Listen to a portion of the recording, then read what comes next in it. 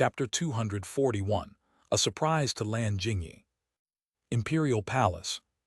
Just like every Sunday, Wednesday, and Friday, the Emperor was enjoying lunch with his favorite consort, Lan Jingyi.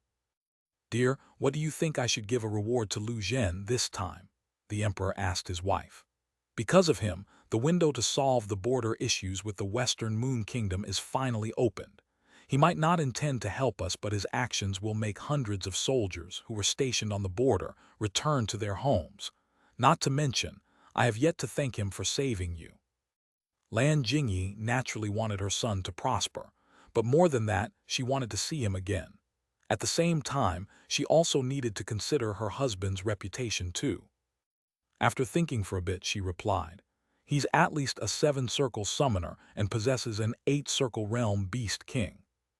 If you give him a reward by taking his cultivation level into consideration, it will be too much for the little favor he had done for the imperial palace. As a result, the noble clans will think that you are sucking up to him. And if you offer the reward for saving me, then Lu Zhen might also feel the same thing, as it has been a while since that incident happened. Yes, it's my fault that I kept this from you and also didn't let others inform you, but I don't want to because you worry. You already have enough tensions. Anyway, the best thing you can give him as a reward is making another order and creating more firearms divisions. However, you told me that even Shang Wen's order is taking time, so it will only put an additional burden on Lu Zhen. Then there's the manufacturing facility for these firearms. You already gave the land and also had given the word of helping with the construction, but he has yet to make a request. Maybe he was a bit embarrassed to ask you, as it cost a lot of money. How about we invite him for lunch or dinner and ask him about it directly?" Emperor Shang fell into thoughts. He was seriously considering his wife's suggestion. If Mark will come, then the Beast Emperor Kitten will also come. Maybe he can pet it this time. As cats love to play, maybe he should also prepare a few things for its entertainment.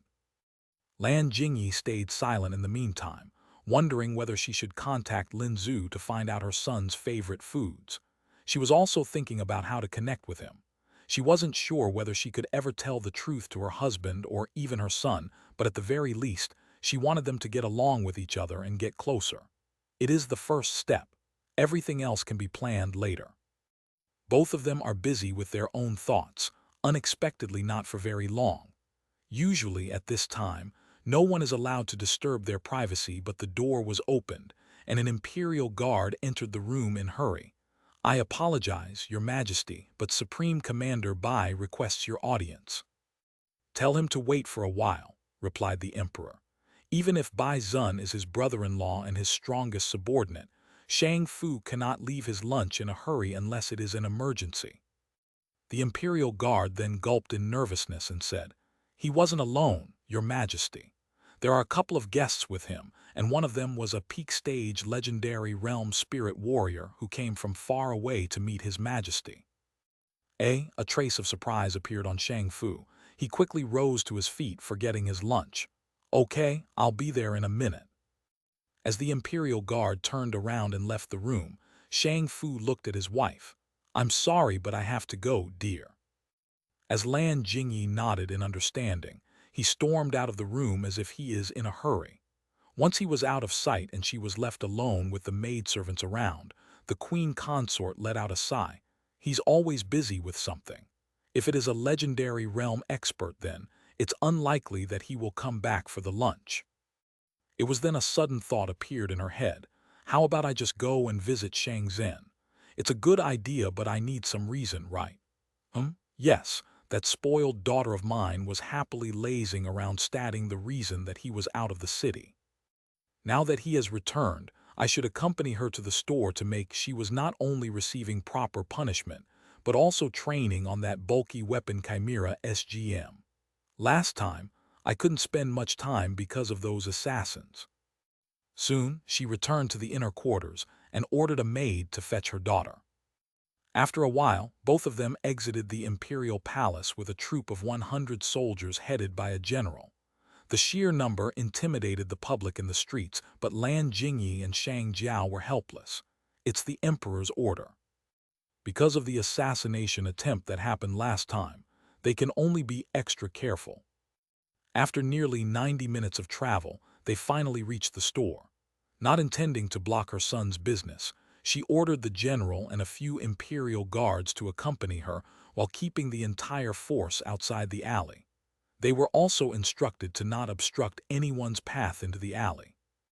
They might have escorted the queen consort and the princess because of the general's order, which was originally given by the emperor, but they can't go against her orders too.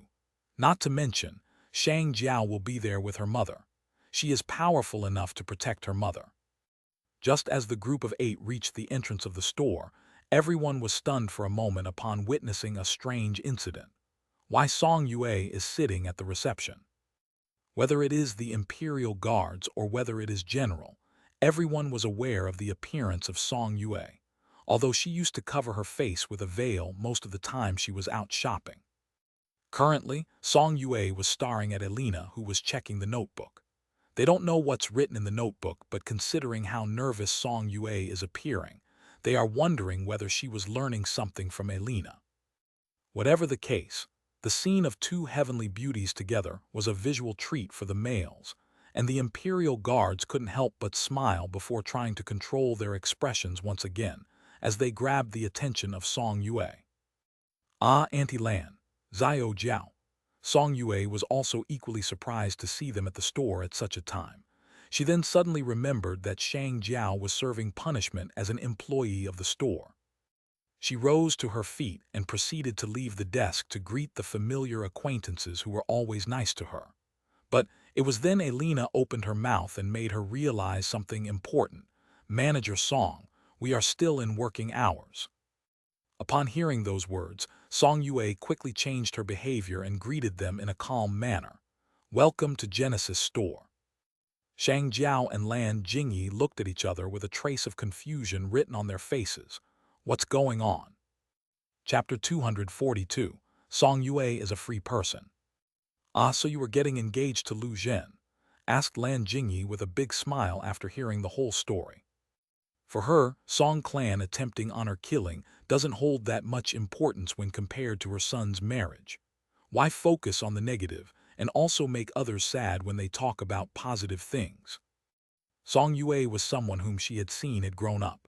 The third Prince Shang Wei treats her as a sister, so Lan Jingyi also treated her like a daughter.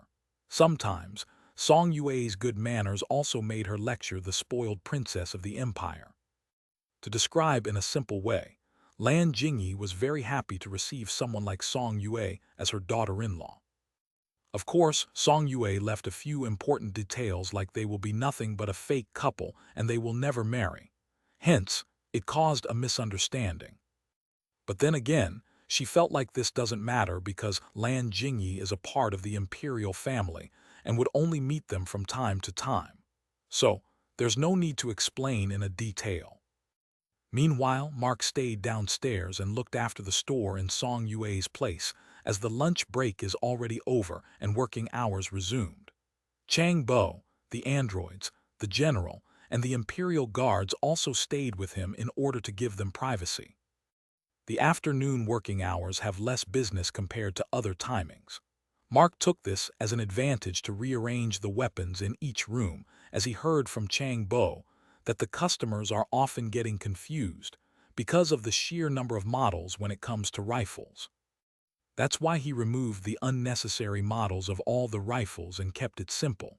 For example, regarding assault rifles, only G36, classic AK-47, and M4 carbine.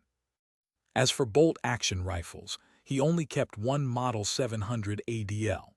This Remington 700 variant was also equipped with a scope and comes with a bipod.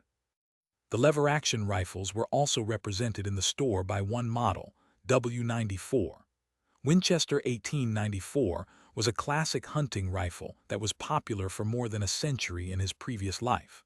So Mark was sure that people would like it, especially the rich guys or nobles who love to go hunting. Mark decided to place other models in different branches he will open throughout the empire, although all kinds of ammunition will be available in every store. He wanted customers of the different regions to use different models, so that his store will appear even more unique than at present. Roughly about half an hour later, the ladies came downstairs with all smiles. Shang Jiao and Lan Jingyi are happy that they have a new family member whom they have good impression of for several years. And Song Yue was happy that at least two of her past acquaintances didn't abandon her. At the same time, she was also worried about Lin Zhu, who has yet to visit the store and meet her. Now that it is an open secret that Lin Zhu was the one who brought Song Tai to cancel her engagement with Jai Minjiu, the heiress of the Lin clan might have fallen into trouble. But then again, it has only been a little more than 12 hours since she returned to this new home. Not to mention, Lin Weiing is different from her father. He would never harm his daughter even if their clan fell into trouble. As a helpless woman, Song Yue can only wait in patience before asking Mark a favor to get some information on her friend's status. Anyway, back to Lan Jingyi. Upon returning downstairs, she looked at her son, Mr. Lu. It's not my place to say anything, but I hope you don't confine her to these four walls. Her statement was simple, but everyone understood what she was trying to tell. Mark replied with his powerful statement, Song Yue isn't my servant that I can dictate the terms, Queen Consort Lan. She is a free person. She will decide what she wants to do with her life. As no one knows that they are a fake couple, Song Yue understood it differently from others. She understands that they weren't even that familiar with each other, but still, she was slightly disappointed by his indifference. Even if it is just posturing, she wanted to hear some nice words, something in the cliché lines of he would never hurt her feelings. Lan Jingyi then spoke about how Song Yue is also a part of her family, and asked Mark to not forget to send an invitation to the imperial family. It kinda irked Mark, but in his view, no one knows about his birth secret, and so, he calmed down his nerves and nodded. Soon, Queen Consort and the others proceeded to return to the imperial palace, leaving behind the princess at the store as she needed to continue work there and also finish her training. After another 90 minutes of travel, she and the troop of soldiers finally reached the imperial palace. Just as her horse carriage was about to enter through the entrance gate, it was stopped and the door was knocked. She opened the door and found that it was the general. He bowed. I apologize, Queen Consort Lan. His Majesty wishes you to meet the imperial guests. Why did you stop me here then? Lan Jingyi furrowed her brows in displeasure. Stopping her right at the entrance of the gate, isn't it the same as insulting her position? The general bowed once again. I apologize, but... He then raised his head and glanced at the sky, indicating that the guests were there. Lan Jingyi then stepped down from the carriage and saw a pure white Pegasus and a pair of winged horses slowly descending on the ground. These are rare hybrid breeds of a horse called Masto, which looked like regular brown horses but has wings. Because they were too low in number and have a low breeding rate, each of them costs at least 1,000 gold coins to buy when they are a foal. Native to the Dragon Empire, it was always been a spectacle to witness them in person, but the Queen Consort's attention wasn't on the horses, but the people mounted on them. There's a change in expression of her expression as they landed on the ground. Unlike the Emperor, who was grinning like a fool as he enjoyed the ride on the Pegasus, there was clear displeasure written all over her face. Do they know each other? The expressions of nervousness on these guests. Dear, look at it. The Pegasus had accepted me without resistance, boasted Emperor Shang to his wife. Pegasus is said to be the symbol of royalty over the course of years. It's a common belief that it won't recognize someone as its master who doesn't possess the ability to rule over the masses. The fact that Shang Fu rides with ease indicates that he is an able ruler. The emperor was so happy at the moment that he couldn't see that his wife is frowning and not even paying attention to him. The reality only hit him after the two men got down from their mounts. Greetings, Queen Consort Lan. One of them slightly bowed to her and then smiled. It's been a while. In response to his greetings, Lan Jingyi almost growled at him. You have got some nerve to visit my home, Lan Jing. Why? Is it because you are now in the legendary realm? Chapter 243. Queen Consort Lan Jingyi's paternal uncle. The emperor suddenly stopped smiling, and a surprise took over him, because all he knows is that this man is at the peak stage of legendary realm expert. The person only told him that he was acquainted with Emperor's late father-in-law, Lan Jingxin, and expressed his wish to meet the queen consort after their important talk was over. However, by that time, Lan Jingyi was already gone to meet Mark. The emperor doesn't know where his wife and daughter went. He thought they went shopping. After waiting for a while, the legendary realm expert lost the patience to wait any longer and intended to return. Who could have expected him to run into Lan Jingyi right then? And now that the emperor heard of the name, he was taken aback. Lan's surname.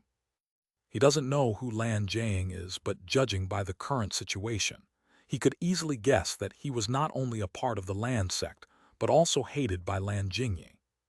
Does that mean he's probably a traitor? Shang Fu wondered. Meanwhile, Lan Jiang continued to maintain his pleasant smile without minding the behavior of Lan Jingyi. Well, I'm officially here as the envoy of the Eastern Sun Kingdom, Queen Consort Lan. Unofficially, I'm here to meet my grandnephew. Grandnephew?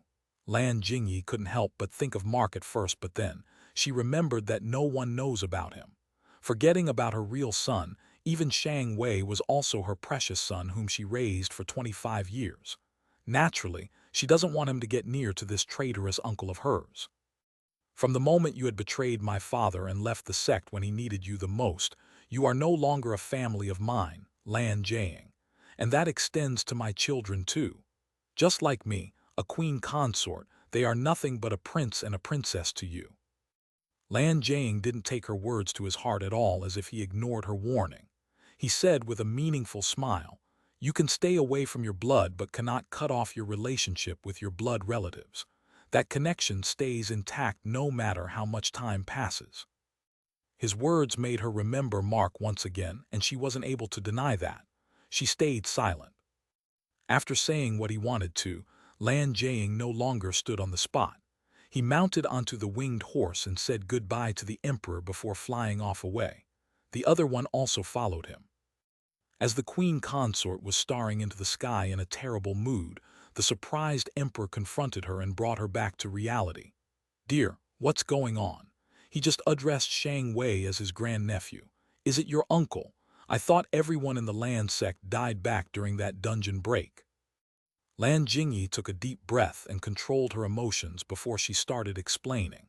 "He is my paternal uncle who ran away like a coward during the dungeon break. It might not have changed any outcome, but your heart breaks when your family member abandons you at the time of need. Not wanting to tarnish the reputation of my family, I lied that he perished away in the battle. After that, you know my story. I was adopted by late Supreme Commander Zai Enning, and I get to know you." Suddenly, Emperor Shang fell into a dilemma as he took a glance at the Pegasus. He asked with a bit of hesitation, "Say, dear, you wouldn't mind the presence of the Pegasus, right? Technically, it is from the King of Eastern Sun. He is only an advisor." Lan Jingyi nodded that she understands, and the emperor smiled once again as he not only mounted on the horse, but also let his wife sit in front of him to go on for a ride in the sky and improve her mood. They aren't planning to leave the compound of the imperial palace, so none attempted to follow them. But this act sure irked some maidens who serve the empress and the other queen consort, as they felt that the emperor is too smitten with Lan Jingyi. Meanwhile, Bai Zun silently stared at them, feeling a little bit regretful. He was an unofficial student of Lan Jingxin, and he was aware of Lan Jiang's identity too. But he doesn't know that this guy is a traitor. He felt disgusted for trying to show great hospitality to him. Sometime later, the winged horses stopped somewhere, one of them glancing around to check whether they are going in the right direction or not. "Master, shouldn't we have informed Queen Consort Jingyi about the young master?" The disciple took the opportunity to ask Lan Jiang. Lan Jiang shook his head with a sigh. "If I had the chance, I would have informed her. But with Shang Fu standing there, I can only give her subtle hints. And even if we tell her, considering the state she was in, Jingyi will only think that I'm harming her son and will do everything in her power to stop us. Anyway, let's go." "Nay, nay. The winged horses once again started moving. Soon, they reached the Genesis weapon store and landed on the ground. Both of them entered the store, and like others, they too were surprised to find Song Yue working in the store. She was currently rechecking the goods and then recording their names in the notebook for the accounts. As for Shang Jiao, they already learned about her situation from the emperor. Both of them entered the store and were greeted by her. "Welcome to Genesis Weapons Store. Please state what you are looking for. You can also roam around and check if you like any weapon and wanted to buy it." Song Yue looked like she adapted to her job very quickly. Li Cheng couldn't help but stare at Song Yue in a daze. He is a young man, so he naturally gets attracted to a beauty like Song Yue. Her voice also sounded very pleasant to his ears. Realizing that his disciple was almost about to drool and embarrass them, Lan Jiang elbowed him, bringing him to reality, and then said, "I wish to meet the owner of the store, Lu Zhen." It was at that moment Alan recognized him. "You have visited the store before for my master, a while ago." "Yes, sure I am," replied Lan Jiang with a smile. Assuming that it is really an important guest because everyone who comes to have a chat with Mark turned out to be someone with great status in society, Chang Bo hurried to one of the chambers. There he saw Mark standing in a corner, against the wall, and observing the butler robot, which was moving things like various weapons from a heap on the floor to their assigned places. Elena was training it in doing the basic manual labor in the store. Of course, the process is very slow, and it would be a lot faster if he let Elena do it personally, but Mark wanted to employ these trained butler robots in other branches, so that there won't be needing any staff apart from a manager. Chang Bo then informed Mark about the guests. Mark left the judgment to Elena and left the room. As he reached the lobby, he saw the two strangers. He inspected their details automatically. Chapter 244, Lu Zhen's Birth Story. Li Cheng. Race human. Age 28. Rank 6 circle low. Spirit path mage. Attribute water. Affiliation Eastern Sun Kingdom. Description: personal disciple of Lan Jiang and an elite of Lan sect. Lan Jiang. Race human. Age 83. Rank 8 circle peak. Spirit path mage. Attribute water wind. Affiliation Eastern Sun Kingdom, Heavenly Ocean Empire. Description: personal advisor of King Aoyang Zhen and an elder at the land sect of Heavenly Ocean Empire. Mark still remembered the name he once learned because of the notification. Back then, he was at the Southern Division camp after being invited by the second prince. He knew that this man even had the knowledge about Lu Zhen's unique eye-shaped birthmark behind his neck. He expected his presence sooner or later, so he was able to keep his calmness on his face and asked, "I'm Lu Zhen. What do you want with me?" "Can we talk in private?" asked the old man with wrinkles all over his face. "Sure," Mark nodded and took the both of them upstairs, leaving Song Yue and Shang Jiao in wondering. After they went to the living room and took their seats, Mark asked them again. If not for the fact that this old man is his maternal granduncle, he wouldn't have bothered to take them to his residence. Instead, he would have talked with them in one of the weapon rooms. He doesn't know what they want with him, but if they reveal their true identity, then Mark would bother them to help him with something else along with clearing his suspicion. After introducing himself and his disciple, Lan Jiang then opened up the topic. "Before I tell you our real purpose of visit, what do you know about your parents?"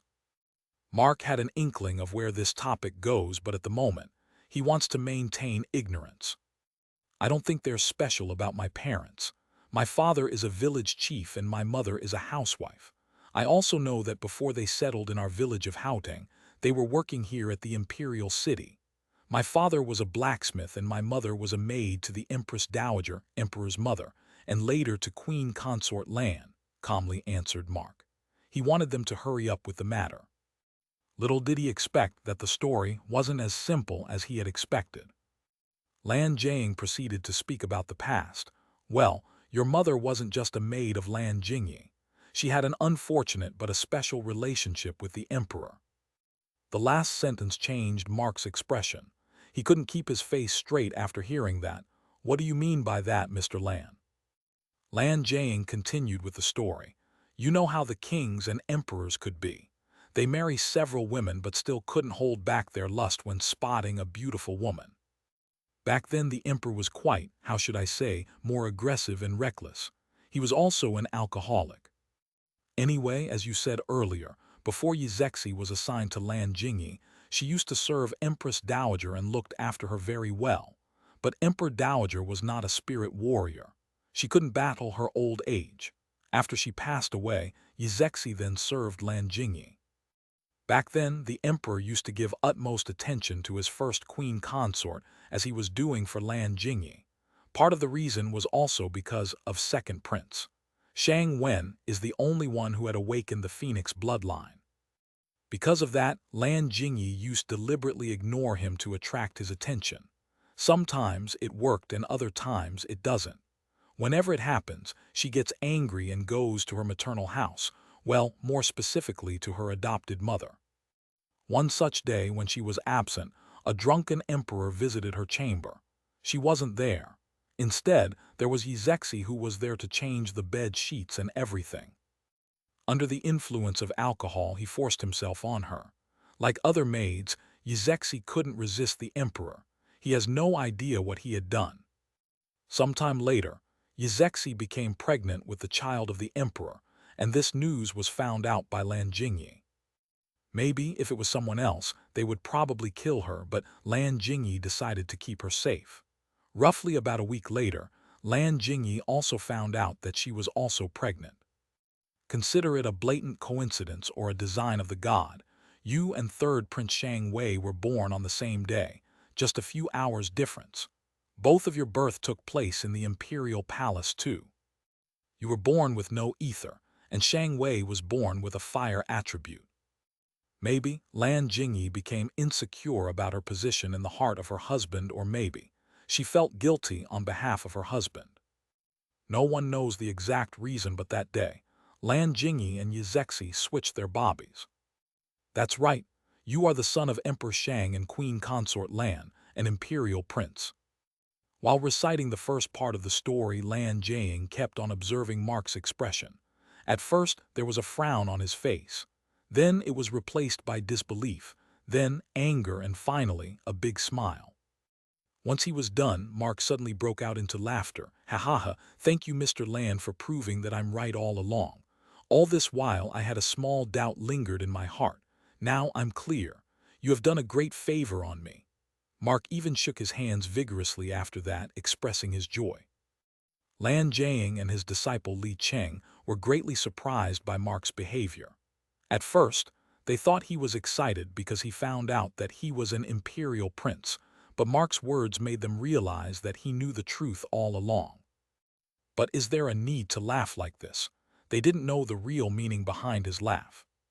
As Mark calmed down, he once again took his seat. "Okay then, since you bothered to dig out the buried truth and revealed it to me, at the very least, I will cooperate with you and listen to the end. Tell me." Lan Jiang stared at him for a brief amount of time and then continued. "After your birth, Lan Jingyi sent away Yizexi, although not with empty hands or simple money. After all, Yizexi's dignity should also be upheld in the society she will live. So she paid a lump sum of money and an offer to become a village chief to a young blacksmith named Lu Yimu to marry Yizexi and be your father. However, how could a mother's heart be at ease? Lan Jingyi sent her trusted imperial guard, Tan Jian, on a lifelong mission to keep an eye on you. However, what she didn't know is that I was the one who planted him there in the first place, as I was worried about her safety. After all, she was my only brother's daughter. That's how I get to know about you and the whole story. Because you are born with no ether, I thought that it's better for you to stay there and live in peace. So I never showed myself. Little did I expect that someone would also find out about your existence. Well, I suspected." Here is where Mark's expression changed once again, although it is only for a moment because he had that suspicion all this time. "Who is it?" he asked. Lan Jiang shook his head. "I don't know, but I can tell you this. The burglary at your house was a planned one, and their aim is only to kill your parents. Considering Tanjian is in the Sixth Circle realm, their background must be extraordinary to send an assassin strong enough to kill him. The extraordinary blade might be any organization, guild, sect, or clan. The blade that was grabbed most likely belongs to someone from the imperial family. I would suspect the Empress and her Yuan clan if that is the case. Mark disagreed with Lan Jiang's analysis in his head. More than the Empress, won't his mother benefit the most if Lu Yimu and Yi Zexi die? The truth can be buried forever that way. He suspected her from the start, and it only rose further after hearing out the entire story.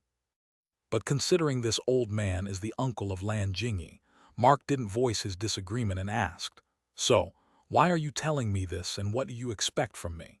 Just so you know that I'm not interested to get back to my family or be some imperial prince either. So, is there anything else you would like to say to me?" The pair of master and disciple turned their heads and looked at each other. Chapter 245, Ancient Land Sect. Mr. Lu, if you don't mind me asking, if you already know the truth of your birth and never had the plans of returning to your family, isn't it better to go somewhere else? Li Cheng asked after listening to Mark's resolution. The presence of the imperial princess in the store is also bugging him. In response to his question, Mark asked in return, "Is that a problem for you?" A clever person would be able to understand what Mark was trying to say. Outsiders have no right to poke their noses into his business. While Li Cheng might not read between the lines, but he could at least understand that Mark wasn't pleased by his question. He shook his head and stayed silent. Meanwhile, Lan Jiang was analyzing Mark's reactions from the start to his latest reply, and came to a conclusion that the latter might not follow him if he just offered him what he had originally in mind. After thinking for a while, he said, "Since you know that you are the son of Lan Jingyi and Emperor Shang, then you must have already figured out what bloodline you have." "Blizzard Pegasus," replied Mark. Lan Jiang nodded with a smile. "Then you must have also known about Lan Jiangxin." "Just as much everyone knows." Mark shrugged his shoulders. Originally, he doesn't know a dime about his maternal grandfather. He had only learned of that name from the system when he awakened the bloodline. After that, that seer from the Church of Doom told a little bit about him. When Guya told him that his grandfather and others came to the Phoenix Empire and took over the existing branch of the sect, he thought they were probably from other empires. But after seeing the details of Lan Jiang, where it was mentioned that this guy is from Heavenly Ocean Empire, Mark wondered whether they are from other worlds. To confirm his suspicions, he let the old man finish the story of the Lan clan too. Lan Jiangxin's origins lie with the ancient Lan sect, which is based in the Heavenly Ocean Empire. It is located in the plane of ice and fire, where spiritual energy is 100 times richer than this low-level world of the mortal plane. Of course, I won't belittle this world either. After all, this world only faces low-level threats compared to what we face there. For 100,000 years, the ancient Lan sect acted as one of the guardians to keep the monsters in check. But more than 5 decades ago, your maternal great-grandfather, Sect Master Lan, he made a blunder by joining other clans and sects to overthrow the emperor. If the rebellion succeeded, Lan sect would have become the #1 sect in the entire Heavenly Ocean Empire. Unfortunately, his wrong choice hit us very hard. As we lost our status and our fame took a hit, a lot of disciples left the sect, the elders formed factions among themselves, and the imperial family started breathing fire down on our necks. While we might have lost the war, the imperial palace couldn't take us down. So they kept on provoking us and harassing us to make us lose patience and make another blunder. If we had done that, the imperial family would have taken the support of other guardian sects and completely destroy us. To appease the emperor and protect the sect from a civil war, the sect master had to make a difficult choice. He had destroyed the cultivation of his only 2 sons and exiled them from the sect. The emperor was a good man, in fact. He felt like our sect and our sect master had suffered enough. Keeping the sect's past deeds in mind, he had forgiven us.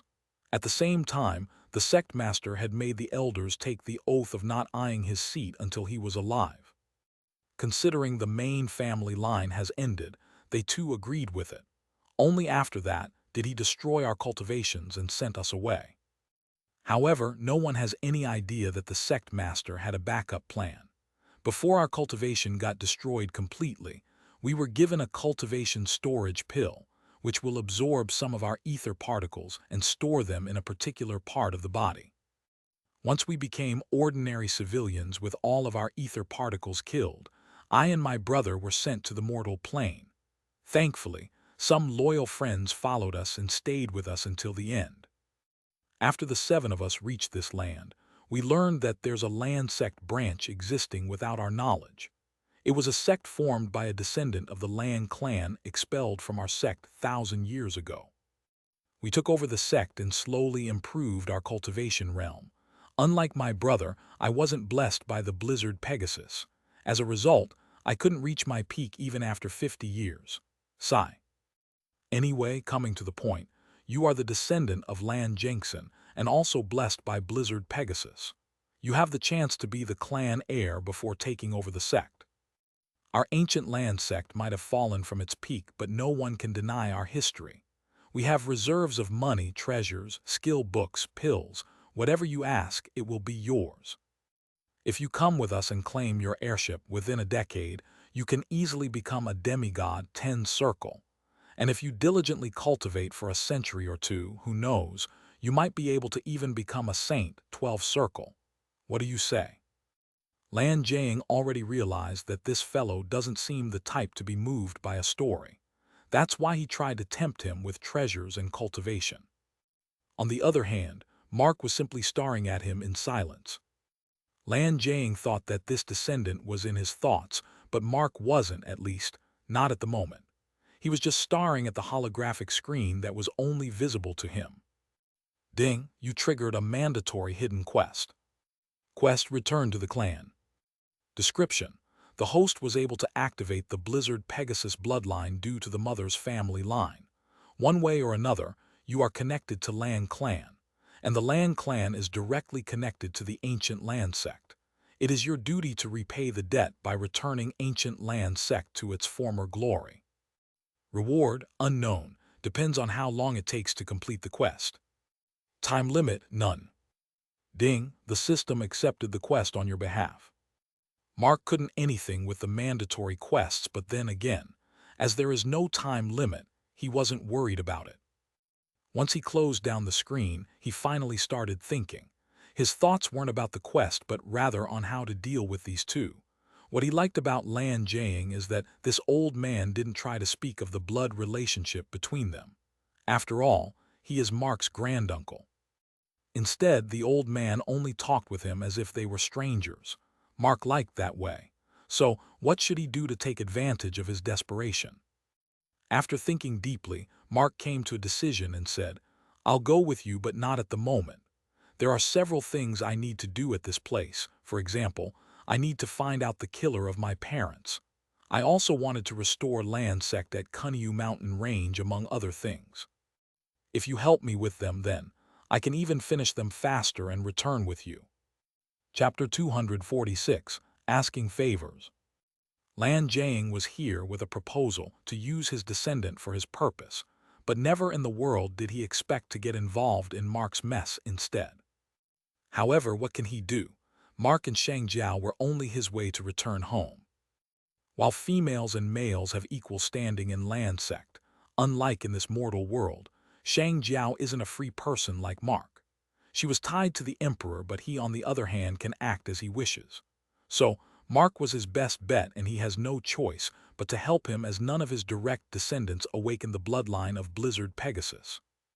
"Okay, I'll help you with whatever is needed.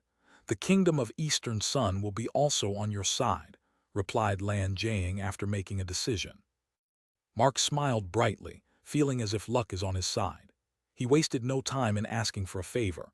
"At the moment, I need information on 2 organizations, Church of Doom and Church of Nuwa. Just information about their exact strength and numbers is enough.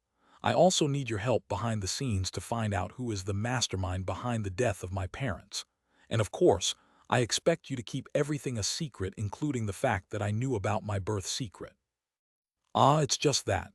Lan Jing inwardly sighed in relief when he heard his grandnephew's request. They weren't difficult tasks for him. He nodded, "Consider it done." Mark was satisfied with Lan Jing's reply. However, he wasn't done yet.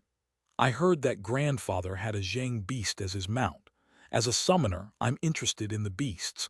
I wonder if you can tell me about it, like what are its abilities, weaknesses, etc."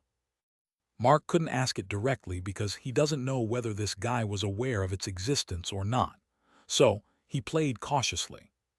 Lan Jing, on the other hand, didn't think too much about it and just gave the information that his descendant needed. Zheng is a multi-attribute beast, a terrifying one at that, and almost impossible to even befriend. If not for the fact that my brother found it as an egg, he wouldn't have any chance to tame it. Egg? But isn't that a leopard? Mark felt like his intelligence is going to be damaged because of the strange behavior of the monsters in this world. First, a cat, and now this leopard. Do all cat species monsters lay eggs, or is it the same case for every monster? He isn't some zoologist to care about such things anyway. So he quickly came to terms with the facts present before him and continued to listen. Zheng has 5 tails, each representing one attribute: fire, water, wind, earth, and lightning. The beast practically shouldn't have any weaknesses, but if you will ask about Lanju, the one my brother tamed, I would say he likes to play tag, and upon losing, he sulks very often. He was also very fond of fishes, not sure if other Zheng beasts would have the same habits. Another weakness of every Zheng is that they are very short-tempered. In case you are wondering how that is a weakness, losing a temper will make an intelligent species lose the ability to judge the situation. Because of that, they only cause unnecessary destruction, make everyone hate them, and ultimately bring demise to themselves during tough times. Feeling like this old man is giving life lessons to him instead of giving some useful info to him, Mark changed the topic. "All right, I understand. Let's talk about something important like the Eastern Sun Kingdom. I wonder whether your king is aware of the modern weapons that I sell. I mean, the last time you arrive at the store, you bought some explosives worth 1,000 gold coins, correct?" "How do you know that?" Li Cheng opened his mouth, not expecting that Mark would them, but he quickly realized that the robes they wore back then hid their cultivation, not their faces. Obviously, Alan, who was a receptionist back then, would inform his master. If he could draw a younger Mark's picture right away, he can also draw their faces for as long as he can remember them. Feeling like he asked a foolish question, before Mark even answered, Li Cheng apologized and stayed away from the conversation between Lan Jing and Mark. Lan Jing then said, "To be honest, I wasn't interested in the weapons. I just bought them to find the answers I seek from your servant." Mark replied, "First of all, don't address him as my servant. He is a younger sibling to me. Secondly, I plan to expand my business into other empires. Recently, I opened a branch in the Western Moon Kingdom after the king made firearms official weapons. Now that you are here, I'm wondering whether to take this opportunity to expand there too." Giving a momentary pause, Mark gave a big smile to his granduncle and proceeded to ask the next favor. "How about you buy each model and present it to your king? It's all right if he rejects my modern weapons to accept into his army, but he should at least be aware that there's an option that can let even lower realm spirit warriors fight against higher realm beasts and enemies. If he becomes interested, I will surely visit him with the proposal." At one glance, it looked like Mark was asking for access to the Eastern Sun Kingdom, but in reality, he wanted to turn this meeting into a business deal. Not only does he plan to earn some money, but he also wanted to get near to the completion of the quest. By this moment, even if both of the guests couldn't completely guess Mark's thoughts, they can at least understand that this son of Lan Jingyi is indeed asking for favors more than they expected. He was nowhere the honest guy he appeared at first glance. What's more frustrating is that Mark's requests aren't difficult for them. The only worry now Li Cheng and Lan Jing had is whether he will ask for more favors. Thankfully, Mark knows when to push forward and when to stop. As Lan Jing agreed to the request and further asked if there was anything else, Mark shook his head with a smile, None at all at the moment. It means there will be more in the future. Great, Li Cheng thought in his head, feeling a little bit annoyed, but as he is also, in a way, depending on Mark's return to the sect, he kept quiet. Very soon, the floor of the living room started to be filled with various rifles. This is M16. It is lighter than 3 kg and can shoot even the target 500 meters away at a speed of 550 rounds per minute. Of course, that's just the number. The magazine only has 30 rounds, so changing one to another magazine will take time and reduce that overall number. This assault rifle uses this 5.56x46 ammunition and is powerful enough to take out everyone below 4 circle. And if all the bullets were striking one person without a miss, even 5 circle wouldn't be spared. This is AUG, this is TAR 21, this is SG 550, this is FN SCAR-L. All of these assault rifles will only cost 250 gold coins to buy. The ammunition costs 1 gold coin and the empty magazine, 20-30 rounds, also costs 1 gold coin. Now, coming to sniper rifles, let me explain what sniper rifles are in the first place. Chapter 247, Shang Jiao confronts her mother. Mark's explanation of each model that was withdrawn from the display in the store earlier lasted for more than an hour. After a while, the three of them came downstairs, and Chang Bo helped Mark with the packaging of the weapons, while the latter purposely gave the task of calculating to Song Yue so that she found herself doing her job. Song Yue was an educated woman who was taught by the royal tutor. While she might not be as intelligent as Shen Ling, at the very least, she knew how to make calculations without making mistakes. As Mark started to speak of the order, she opened her notebook where she recorded the prices of the weapons and explosives available in the store. In the end, the bill totaled 10,596 gold coins, and Lan Jiang paid the amount with medium-quality ether crystals of 10 carats sized, each one equivalent to 100 gold coins worth. Mark was happy to receive 106 of them, as he was in need of them more than the money anyway. Once Li Cheng stored everything in his storage ring, Lan Jiang said, "I'll be leaving, Lu Zhen. Be sure to use the communication talisman if you are in need of anything." "Sure, I will," replied Mark while maintaining a genuine smile on his face. Lan Jiang then glanced around but didn't find his grandniece. Feeling that it is a pity to not meet her properly, he sighed inwardly and turned around to walk away. Once they exited the store, the winged horses, which were just standing on the side like good pets, neighed and opened their wings before scurrying toward their owners.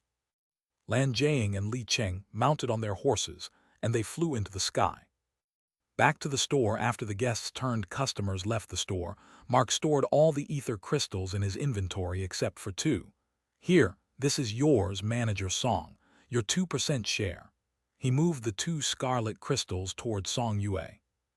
She was naturally surprised by his move. "Why, I didn't sell them the weapons, though." "It doesn't matter. A contract is a contract." Mark refused to budge on his promise. He further added, "They might be able to increase your strength too. Now that you don't have bodyguards, it would be useful in increasing your cultivation realm for your protection." She didn't take them and just let out a sigh. "There's a reason why my cultivation is only at 2 circle. Ether crystals are useless to me. Forget about 2, even if I have 2,000, I won't be able to make a breakthrough. My father once said that my special constitution will not let my body absorb the ether energy from the crystals. I have to absorb the spiritual energy, natural energy, from the surroundings and refine it normally. Usually, the spirit warriors cannot absorb the ether energy from the crystal and nourish their body when they reach their potential. But here, the situation is slightly different. Her words implied that she can still make a breakthrough but cannot take the help of ether crystals. Mark couldn't help but think of Elena's claims about being uncomfortable around her. Combined with the system's generosity, he wondered whether there's really some mystery to Sun Yue. And when he thought of the word mystery, he was also reminded of his biological mother, who is known to be a civilian, but was completely unaffected by his absolute freezing technique, as well as the sage eye's inability to find out details about her, even though it worked on a supreme realm expert like Song Tai. Upon remembering his mother, he also thought of his sister. Suddenly, it clicked on his mind. He looked around. She was nowhere to be found. He asked Chang Bo, "Where is Shang Jiao?" The whelp-ear answered with a little bit of hesitation. "She told me that she remembered something and left home about an hour ago." "She left without telling me." Mark furrowed his brows. Feeling that Mark was displeased, Song Yue hurriedly covered for her. "She went upstairs to meet you, but after realizing that you are having a serious conversation with the guests, she didn't disturb you and left." Once again, Mark was taken aback. This time, it kinda spiked up his heartbeat for a moment. If she came upstairs, then did she listen? His face darkened, as it was the worst thing that can happen to him. He doesn't want his real family to find out his secret before he made his preparations. But then again, he cannot assume the worst without knowing the matter completely. Maybe she could have reached upstairs when he is in the middle of a demonstration. Mark thought of observing her behavior the next time they meet. Then, he will make his decisions depending on it. Anyway, putting away the thought, Mark took back the ether crystals and said, "Manager Song, I will add 212 gold coins for your salary since you have no use of them." Chang Bo couldn't help but stare enviously at Song Yue. His 120 gold coins monthly salary might be on the same level as decent-level officials of the empire, but Song Yue's earnings from one transaction were high enough that made him realize that she wasn't an ordinary employee like him.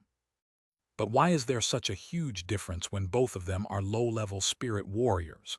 Is it because she is a noble and he is a homeless orphan? Or is it because she is a beautiful woman? Chang Bo's bet is on the latter. As he doesn't know the events that transpired at the Song clan, he can only suspect that the owner is trying to woo the beauty. In the end, he could only be satisfied with the good treatment he was being given and took a seat nearby. Meanwhile, at the Imperial Palace, it happened similarly as Mark feared it to be, although in just a different way. She was about to confront her mother with a look of furiousness on her face, but stopped in her tracks upon learning that her father is also inside. Shang Jiao wanted to push the Imperial Guard aside and break into the room, but barely managed to control her impulse at the last minute, and asked the guard to remind her parents about her arrival. As the door was kept unlocked from inside, indicating that Shang Fu and Lan Jingyi weren't in the middle of any private discussion, it was easy for the guard to knock on the door and enter the chamber to report them. Of course, there are also maids and servants inside, so one doesn't need to wonder what they are doing. She was allowed in right away. As she entered, the princess saw her parents were actually playing Go. It's an ancient traditional game which was invented in these lands thousands of years ago, but at the moment its popularity started waning during the past century after an unknown spirit warrior brought chess into people's lives. Still, the emperor liked the traditional game more, not wanting to be influenced by chess strategies to apply in real life. 15-year-old Shang Jiao had no idea how to play this game, and neither does care about the moment. Consumed by anger, she put away her etiquette and walked toward them before turning the table upside down, taking her parents by surprise. "What's with you, Xiao Jiao?" Her mother furrowed her brows in displeasure. She felt like her spoiled daughter is turning into more of a rascal these days. On the other hand, Emperor Shang, who had observed her expression, asked in a bit of a soft tone, "What happened, daughter? Did anyone deeply offend you?" Shang Jiao looked at the both of them and then glanced at the maids and servants around. "All of you get out for a moment, and send away those guards at the entrance." As the servants and maids hesitated while staring at the emperor for the order, Shang Jiao roared, "Get out." Even the emperor was flinched for a moment, feeling as if there was something wrong with his dear daughter. As everyone was leaving the room to give privacy to the family upon getting the emperor's permission, Lan Jingyi rose to her feet and tried to catch her daughter's ear to twist and pinch it as punishment for her rude actions. Shang Jiao swatted her arm. "You can do that after you answer my question about my brother." Lan Jingyi doesn't know what happened with this brat, but she doesn't want to open the topic before Shang Fu of all the people. She hurriedly grabbed her arm tightly and looked at her husband. "Dear, I will just return in a minute." Chapter 248.1 The Super Powerful Lan Jingyi, Part 1. Before even Shang Fu responded to her, she dragged her daughter away from there, leaving behind a clueless emperor. Did Shang Wei do something illegal in secret, and Jingyi covered it up or something? Meanwhile, Shang Jiao felt her mother's grip was quite tight. She didn't expect that a six-circle realm spirit warrior like her couldn't get free. Maybe it has to do with her weak physique. Whatever the case, Lan Jingyi is in control, and eventually they reach an underground storage room in the inner quarters while sending the two guards away. The room was neat with paintings and mysterious sealed boxes around. After locking the door, Lan Jingyi sharply stared at her daughter, who was rubbing her wrist turned red due to the former's tight grip. "Don't you understand that your father is there?" She started scolding her right away. "What if he finds out? What should we answer? How should he react to the truth? Do you have any idea what will happen?" Shang Jiao replied with a question in return. "Brother Wei isn't a stranger but my half-brother born from the servant, isn't he?" Lan Jingyi was stunned at her question. "Who told you that?" "So it is true," said the princess as she discovered a trace of panic on her mother's face. She continued, "Father violated her under the influence of alcohol and you covered up his sin, wasn't it? I heard that it was a common thing for him back then. Then, how many brothers I have that you cover it up, mother?" Instead of defending against the accusation, Lan Jingyi grabbed her shoulders and looked into her eyes, asking the same question. "Who told you?" Shang Jiao didn't cower and stared back into her eyes without an ounce of respect. "You lied to me that a servant had abducted my brother, and you had to replace him with another baby that was born on the same day out of fear of your insecurity. I believed you. To this date, I was really trying to get close to him and tell the truth to bring him back home. But I never imagined, even in my dreams, that you would manipulate me into thinking that you are on the good side. I..." As Shang Jiao continued to rattle on, Lan Jingyi's face turned ice cold as she asked her for the final time while interrupting her. "I ask again, who told you? And where did you hear this? Maybe it is fear or maybe it is something else." Shang Jiao didn't know what happened to her, but she could no longer speak further after seeing her mother's face. She was frozen for a moment before answering. "A while ago, two people came into the store. More than an hour ago, Genesis store." After Mark escorted both of the guests upstairs, Shang Jiao, who was bored without any work, had a thought. She informed Song Yue, "Sister Yue, I'm wondering whether to ask owner Lu whether I could use the training ground for her free time to master Chimera SGM. Think he'll agree?" Song Yue simply smiled in response. "It won't hurt to ask." "Okay, I'll go and ask right away. They must not have started their important discussion anyway." She then rushed upstairs to ask her brother's permission. Alan and Elena didn't stop her because it isn't like she was restricted to go upstairs. If Elena had an idea who they are and what kind of discussion might happen between her master and the guests, she would have stopped her. As a result, Shang Jiao reached the upstairs residence without any hindrance. Just as she was about to step inside, she heard the old man say, "Well, your mother wasn't just a maid of Lan Jingyi. She had a special relationship with the emperor." That powerful line made her stop right there and hear the rest of the story in secret. Shang Jiao didn't get to hear the complete story. She could only bear to hear up to where the old man said that the Empress or Yuan might be behind the death of Yizexi and Lu Yimu, her brother's adopted parents. After that, she rushed away from the store after giving some poor excuse that she had something to do at home. Neither she knows who they are nor does she know why their aim is. However, she was aware that her mother lied to her and her brother knew the fact that he was born an imperial prince. How? Probably from his adopted mother or through his master. Only he knows. Suddenly, her brother's enmity with the noble clans made sense to the princess. However, those things no longer matter because, for Shang Jiao, her father might look like a coward who always looks for peaceful solutions, but still, he was her hero. And her mother who always punishes her appeared like someone with real discipline. She highly respected both of them, and suddenly, the image she built up for more than a decade was shattered in a moment. How could a teenager like Shang Jiao control her emotions? Back to the present. As the princess finished the tale she knew, the queen consort turned furious. Even though Shang Jiao never told the name, it was clear to her mother. Lan Jingyi clenched her fist and growled in anger. Lan Jiang. Shang Jiao was taken aback by surprise. Lan Jingyi then closed eyes her for a while and then opened with a calm expression. Look, my daughter, I won't lie this time. Whatever you heard was true. But at the moment, neither you are in a mood nor you are old enough to understand the complexity of the situation. Go to your room and meditate for a couple of minutes. By the time you calm down, I will come and visit you and explain everything in detail that you fail to understand. Okay. Now go, please do a favor for me and keep it from your father, at least for now. Once her mother turned gentle, Shang Jiao no longer felt that mental suppression and thought that she will give some random excuses to justify her actions. She scoffed in response. Whatever you say, how will I be sure that you won't lie again? Anyway, I would really love to hear what you have to say that can change my mind. Shang Jiao walked away from the storage room and proceeded to leave her room as her mother wished. However, Lan Jingyi didn't follow her. In fact, she wasn't even there in the room and disappeared as if there was a secret exit.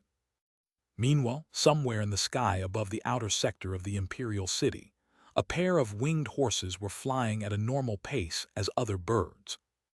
Lan Jiang was having a smile on his face while feeling that his mission is half successful. On the other hand, his disciple doesn't appear that enthusiastic. Taking a glance at his disciple's face, he asked, "What's the matter, Xiao Cheng?" The disciple replied, "I know that it's not my place to question your decisions, but master, don't you think that we have been scammed by this Lu Zhen? 10,000 gold coins. It is no way a small number." Lan Jiang shook his head with a smile. "It is a small price.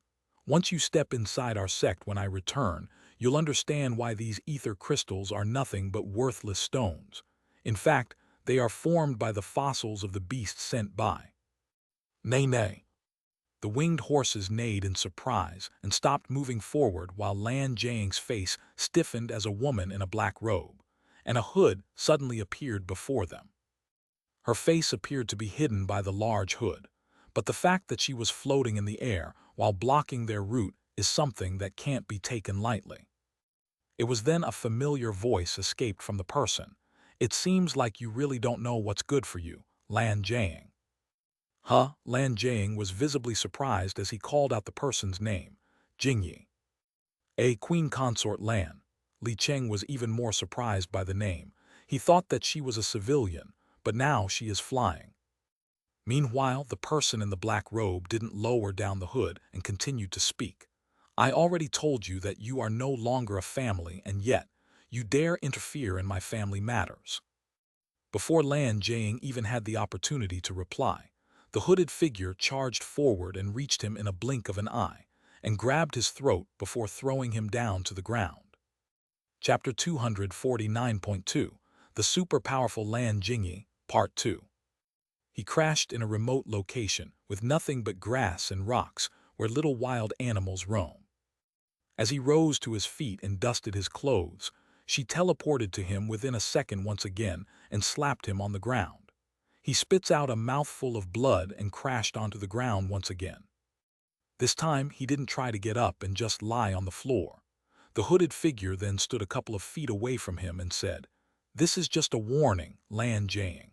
If you dare come near my son once again, I will forget that you were once the biological brother of my father."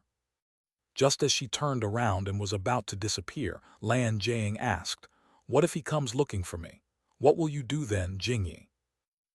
She turned around to face him once again. "What do you mean?"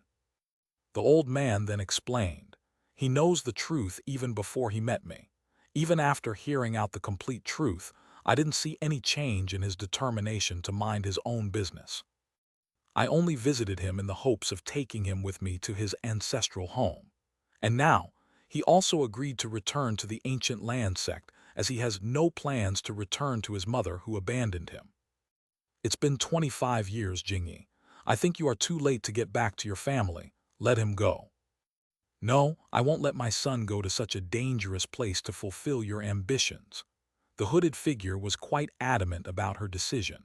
She further said in a firm tone, he might want to go because he probably felt alone. That darn bitch put poison in his mind, even without a shred of gratefulness that I raised her son as my own, and let him be the imperial prince that he could have never become. Her soul should also be grateful that even now or in the future, I won't stop looking at Shang Wei as my son. The past isn't something that I can't change. However, I will surely bring him home. After that, he can make his choice on whether to live with us or go away. Until then, you will never attempt to take him away. If you ever do that. Thick fog appeared to be escaping from her sleeves as she warned him, mark my words, there won't be any mercy. Soon, the fog covered her before she disappeared from the spot.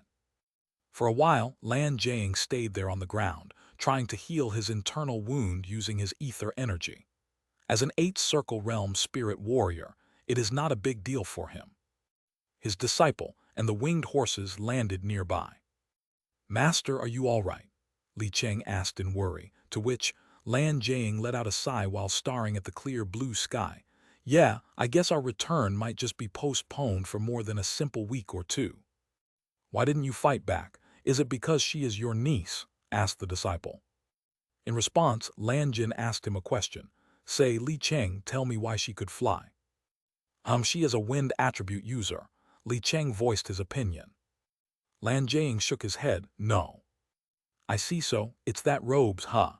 Li Cheng assumed that the robe she was wearing is special. Lan Jing shook his head once again. No. Invisible divine weapon? Asked Li Cheng for the last time, to which Lan Jing shook his head again. If not for the robes, wind attribute, and even a divine weapon, how can one fly? It's not like she's a bird. Li Cheng wondered until the fourth option clicked in his mind. Realization dawned upon Li Chen and he started sweating. Demigod. And now you understand why didn't I resist? Lan Jing looked at him. But how is that possible? Li Cheng's voice quivered. He was damn afraid of her. You told me that she never cultivated before the great dungeon break. Unless she's a heaven-defying talent, isn't it almost impossible that she can make a breakthrough to such a level in this environment in just 30 years? You are right. It is impossible for her. Lan Jing nodded in agreement. He then explained that brother of mine is a heavenly genius that the world can only see one for every century. He always told me that he was developing a technique where it's possible for one's cultivation to be transferred to someone else that possesses the same bloodline. I guess he completed it. Sigh, no wonder she could completely hide her cultivation from my senses. Come to think of it, even the condition of Lu Zhen is also the same. I wonder whether he is also a demigod. Come on, master, don't joke around. If he was, then there's no need for him to ask your help. Li Cheng was already shocked that Lan Jingyi is a demigod. His heart cannot handle it if her son turns out to be one too. Lan Jing let out a laugh and finally rose to his feet, then dusted his clothes. Let's go. Soon, the duo went in the direction of their kingdom, as if this incident didn't happen at all. Meanwhile, back at Genesis Weapon Store. The store continued the business as usual. Song Yue found Mark was in very good spirits for some reason. Oh come on, not a wall game again, complained Mark as all the tiles were drawn. Instead of working, they are playing mahjong. Mark, Song Yue, Alan, and Chang Bo were playing while Elena just sat behind his master and quietly read her book. There are no stakes in the game, but as Mark announced that each game winner will get 10 gold coins as a reward, Chang Bo was more than motivated enough to play with enthusiasm, although treating it as work instead of playtime. Song Yue couldn't help but wonder whether it is because of the two gentlemen who bought more than 10k gold coins worth of weapons. Unknown to her, Mark wasn't celebrating because of the money. It's because of the big hurdle he almost crossed because of those two. To complete the hidden quest and awaken the second spirit path, he needed to accomplish several tasks. One of them is to sell at least one weapon of every model. As it will take weeks to do it, He plans on letting Chang Bo or Song Yue do it for him and face the loss of money. But now only the howitzer, the advanced C4 model, LMV, and destroyer were left to sell. The only issue is who can he sell these powerful advanced weapons to. In Mark's view, only 3 customers might be eligible. First, Emperor Shang. Second, King Shen. And third, Prince Feng. As for why the second prince isn't eligible, it is because he isn't an independent leader like those 3. He can always be ordered by the supreme commander or the emperor to hand over the weapon or to use it for their purposes. Slowly, the time passed away, and the sunset arrived, but the princess never returned for the rest of the working hours. In the evening, Chang Bo was invited to dinner and ate Alina's food with everyone. He returned home with a satisfactory smile on his face. Chapter 250, Trouble for Mark. Once he left and the store was closed, Song Yue finally realized that they were alone. As for Alina and Alan, she knew that they aren't humans and could no longer bring herself to look at them as humans as she did before. During the last night, her emotions were unstable, so she didn't think too much about it, but now, as her emotions were stable, she suddenly remembered that she was living alone with a man, a particularly handsome one at that. Her heartbeat couldn't help but beat wildly due to nervousness. Thankfully, Mark was the same as before. That eased her up a lot. Slowly, they became busier with normal talks, although it's just mostly Mark telling her about his adventure in the Western Moon Kingdom. As they are almost at the end of their conversation with the clock hitting 10 p.m., Song Yue put forth a sudden request. You want to train in firearms? Mark was slightly surprised at first, but then he thought that she was trying to get stronger now that she was on her own. Great-grandpa gave me some weapons he bought here, replied Song Yue. She added, there's also a panzer which I want to master more than anything else. Mark didn't give too much thought and nodded right away. All right, we can train in the early morning for 2 hours daily. That's great, thank you, Owner Lu. As Song Yue let out a smile, Mark waved his hands with a smile. We aren't at working hours. You can be less formal and call me by my name. Not to mention, we are getting engaged. It is the least we can, What happened? Song Yue's face turned red as her legs suddenly became restless. Nothing, I was just tired. Ah, sorry, Mark apologized and suggested that she should go and have some sleep.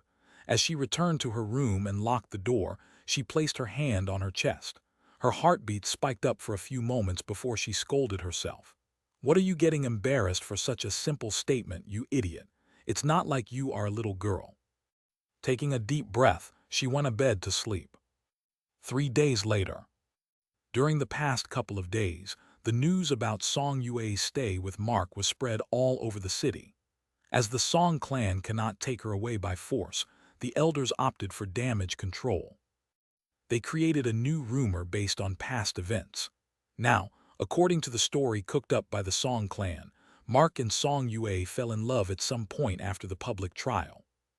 Due to his enmity with Mark, Song Yun didn't agree with their relationship. As a result, Song Yue eloped in the middle of the night, 10 days ago, and since then she was staying with her lover.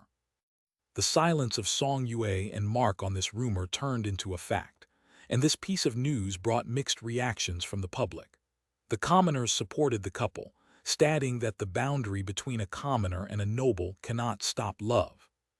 Some noble clans like Jai clan, Zhang clan, and Nai clan were infuriated that Mark is getting bolder day after day. The emperor stated his neutrality but secretly blessed them in his heart. After all, Song Yue was also like his daughter. As for the 4 princes, the crown prince doesn't care because Song Yue no longer has any value without the backing of her clan.